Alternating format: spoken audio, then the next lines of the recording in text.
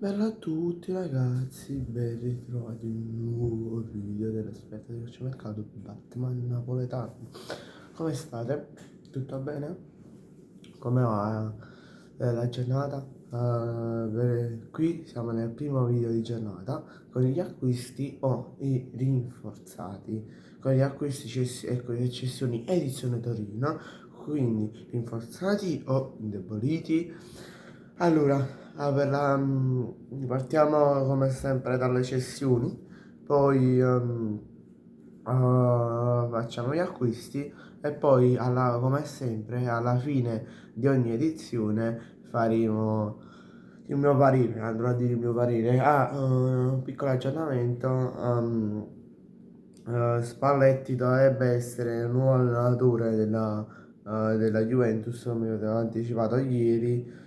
Manca l'ufficialità, manca solo l'ufficialità. E poi un'altra cosa, per le carte trainer non so se uscirà un video oggi, poi se uscirà ve lo farò vedere, se no no. Vabbè, iniziamo subito il video. Con le cessioni partiamo con Milinkovic Savic. Queste sono alcune delle cessioni che vi dirò. Non sono tutte, se no staremo qua per un'ora.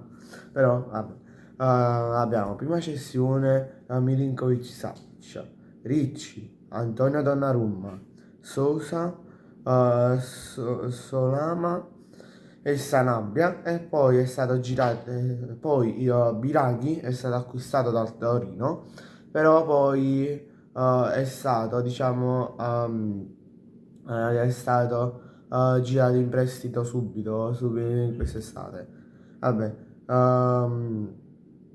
passiamo agli acquisti, che sono Aslani, Nkonko, Simeone dal Napoli, Ngong dal Napoli in prestito, Biraghi come vi ho detto, poi Ismaili, Israel dallo Spartano di Lisbona e Abok Kalla, scusatemi della pronuncia, se non è giusta. Una cosa è che penso che il Torino non abbia acquistato nessuno a titolo definitivo, tranne per Biraghi che poi è stato girato in prestito, come vi ho detto prima, e Simeone, che Simeone è stato acquistato proprio a titolo definitivo.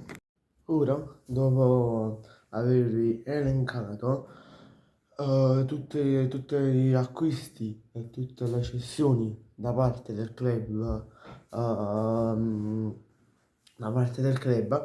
ehm, se ora vi parlerò appunto ehm, se si sono rinforzati secondo me oppure no.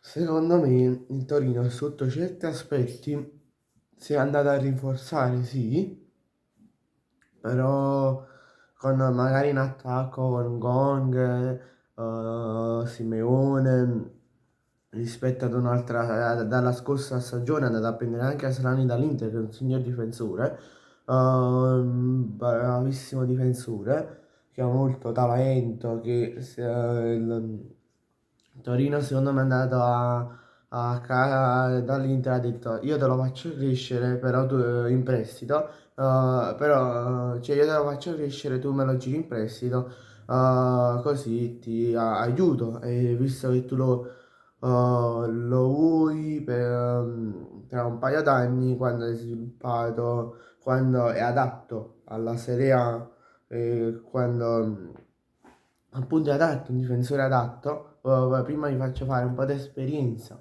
in club più bassi, di media a bassa classifica, però invece di girarlo con acquisto definitivo, te lo giro in prestito, così sono sicuro che a fine stagione, se non viene riscattato dal Torino, ehm, sto sicuro che mi rientra. Poi magari si è andato a indebolire il Torino con con la sostituzione di Milinkovic-Savic e la sostituzione di Ricci. Partiamo da Milinkovic-Savic. Milinkovic-Savic è stato prima di tutto il mio portiere della scorsa stagione. Cioè no, è il secondo miglior portiere perché il primo fu... Chi fu? Ehm, Aspetta, non mi ricordo. Aspetta. Fu Coso, la Silar, Silar. Poi fu il secondo portiere più forte della Serie A e uno con con i rigori parati, con i rigori più parati della Serie A.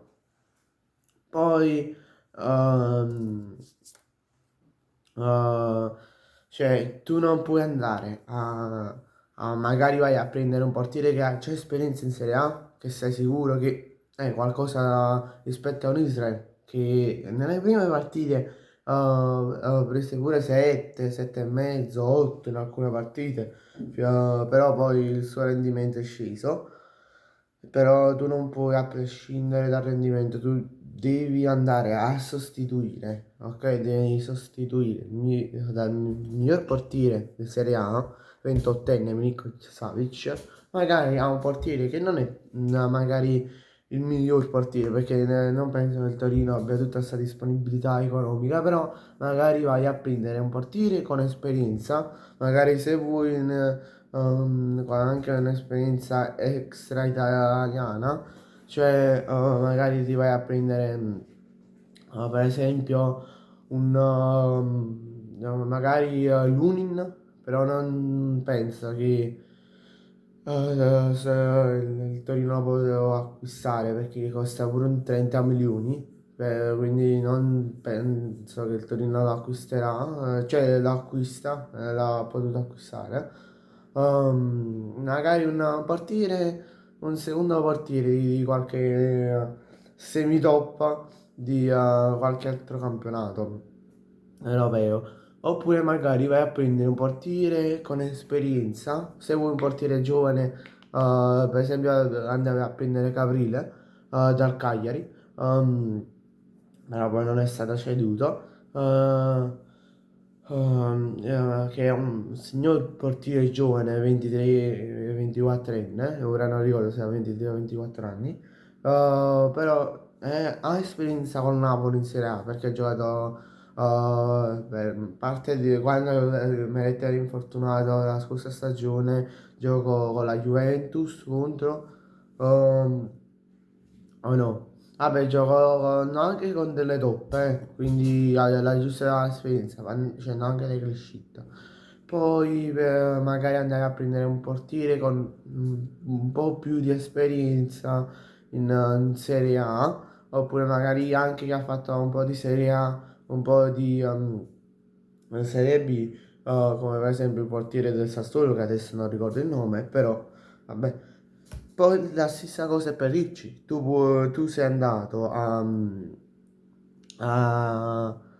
con chi era a livello di Ricci tra gli acquisti del Torino? Nessuno. Oppure andare a prendere un giovane talento magari da qualche altra squadra. Potevi andare anche a prendere un centrocampista un po' più anzianotto, cioè un trentenne magari, però tu non puoi andare a sostituire un Ricci con questi giocatori, cioè non puoi proprio. Beh, grazie a tutti per la visione, mi raccomando lasciate like sotto questo video, iscrivetevi tutti al canale e mi raccomando andatevi ad iscrivere anche al gruppo Telegram che vi lascerò nel primo commento. Ciao!